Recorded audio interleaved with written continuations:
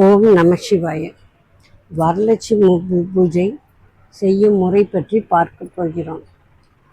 பௌர்ணமிக்கு முதல் நாள் வெள்ளிக்கிழமை வரும் வரலட்சுமி பூஜை 8/8/2025 அன்று இந்த வருடம் வருகிறது.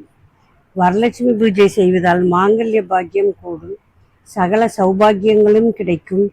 முதலில் மஞ்சள் பிள்ளையார் பிடித்து வைத்து பிள்ளையாருக்கு பூஜை செய்து, இரண்டாவதாக அவரவருடைய குலதெய்வத்தை கும்பிட்டு பிறகு வரலட்சுமிக்கு பூஜை செய்ய வேண்டும். அம்மனுக்கு உப்புச்சீடை, பொங்கல், இனிப்பு பொங்கல், காரப்பொங்கல், பாயசம், இன்னும் அதிரசம் இன்னும் நிறைய செய்து வைத்து பூஜை செய்யலாம். நைவேத்தியமாக படைக்கலாம். தாமரை மலர்களால் பூஜித்து பூஜைக்கு வருபவர்களுக்கு மஞ்சள், குங்குமம், பூ, வெற்றிலைப்பாக்கு, பழம், மஞ்சள் கயிறு அவரவர் வசதிக்கேற்ப பிரசாதமாக கொடுக்கலாம்.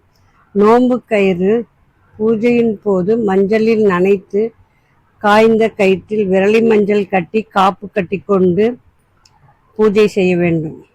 3ஆம் நாள் விரதம் முடித்து காப்பு கயிறு கலட்ட வேண்டும்.